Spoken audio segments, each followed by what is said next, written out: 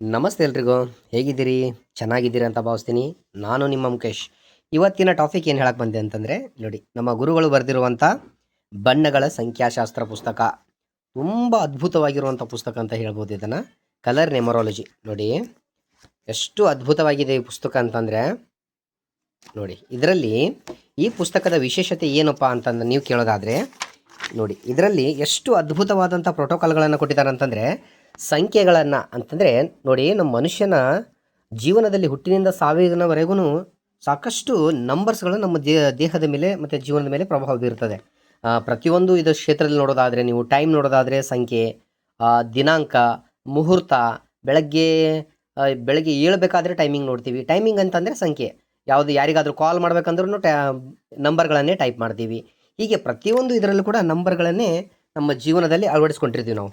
ಯಾವುದಾದ್ರೂ ಸ್ಕೂಲಲ್ಲಿ ಫಸ್ಟ್ ಬಂದರೂ ರ್ಯಾಂಕ್ ಕೂಡ ಫಸ್ಟ್, ಸೆಕೆಂಡ್ಸ್, ಥರ್ಡ್ ಅಂತಲೇ ಇರ್ತದೆ. ಹೀಗೆ ನ್ಯೂಮರಾಲಜಿ ಅನ್ನೋದು ನಮ್ಮ ಡೇಟ್ ಆಫ್ ಬರ್ತು ಪ್ರತಿಯೊಂದರಲ್ಲೂ ಕೂಡ ಅದು ಇದಾಗುತ್ತದೆ.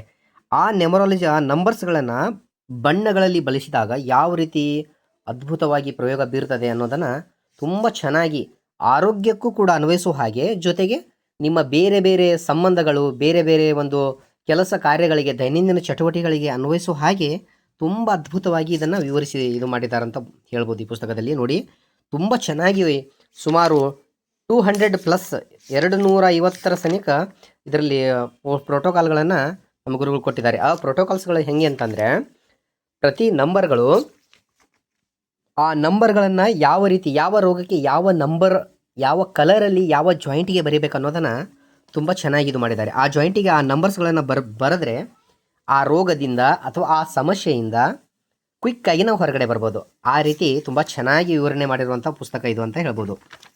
ನೋಡಿ, ಜೊತೆಗೆ ಏನಪ್ಪ ಅಂತಂದರೆ, ಈ ಪುಸ್ತಕದ ವಿಶೇಷತೆ ಏನು ಅಂತಂದರೆ, ಸುಮಾರು ಒಂದು 55ಕ್ಕಿಂತ ಹೆಚ್ಚು ಕೇಸ್ ಸ್ಟಡೀಸ್ಗಳು, ಅಂತಂದರೆ ಈ ಕಲರ್ಸ್ಗಳನ್ನು, ಈ ನಂಬರ್ಗಳನ್ನು ಬಳಸಿ ಎಷ್ಟು ಜನ ತಮ್ಮ ಜೀವನವನ್ನು ಸುಧಾರಿಸ್ಕೊಂಡಿದ್ದಾರೆ, ಯಾವ ರೀತಿ ರಿಸಲ್ಟ್ ಪಡ್ಕೊಂಡಿದ್ದಾರೆ ಅನ್ನೋದನ್ನು ಕೂಡ, ಕೇಸ್ ಸ್ಟಡೀಸ್ಗಳನ್ನು ಕೂಡ ಇದರಲ್ಲಿ ಡೀಟೇಲ್ ಆಗಿ ಕೊಟ್ಟಿದ್ದಾರೆ. ಅಷ್ಟು ಅದ್ಭುತವಾಗಿರೋ ಇದು ಏನಪ್ಪ ಅಂತಂದರೆ, ಇದರಲ್ಲಿ ಫಸ್ಟು ನಂಬರ್ಸು, ಅದರ ಬಗ್ಗೆ ಕಂಪ್ಲೀಟಾಗಿ ಥಿಯರಿ ಕೊಟ್ಟಿದ್ದಾರೆ.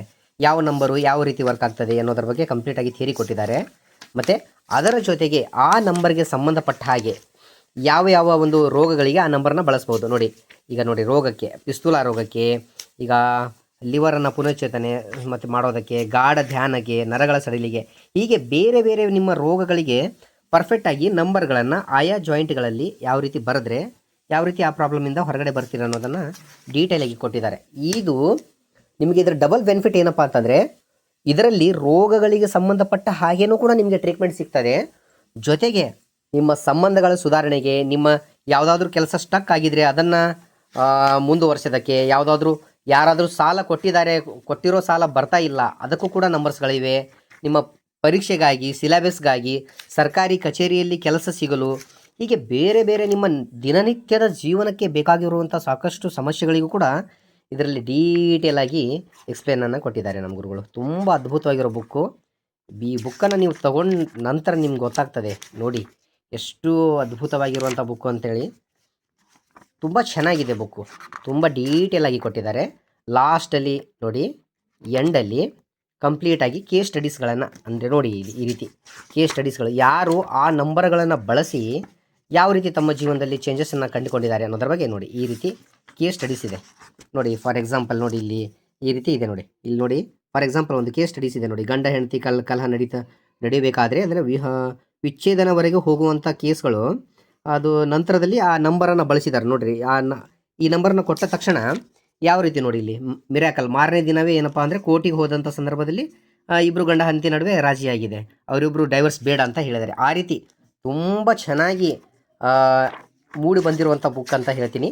ಯಾರಾದರೂ ಈ ಬುಕ್ ಬೇಕಂದರೆ ನೀವು ನಮಗೆ ಇಲ್ಲಿ ಸ್ಕ್ರೀನಲ್ಲಿ ಕಾಣ್ತಿರೋ ನಂಬರಿಗೆ ನೀವು ಹಾಯ್ ಅಂತ ವಾಟ್ಸಪ್ಪಲ್ಲಿ ಮೆಸೇಜ್ ಕಳಿಸಿ, ಇದರ ಬಗ್ಗೆ ನಿಮಗೆ ಡೀಟೇಲಾಗಿ ಹೇಳಿ ಇದು ಮಾಡಿಕೊಡ್ತೀನಿ. ಬೇಕಾದರೆ ನಿಮಗೆ ಕೊರಿಯರ್ ಮೂಲಕ ಕೂಡ ಕಳಿಸ್ಕೊಡ್ತೀವಿ. ಓಕೆನಾ? ಥ್ಯಾಂಕ್ ಯು, ನಮಸ್ತೆ, ಧನ್ಯವಾದಗಳು.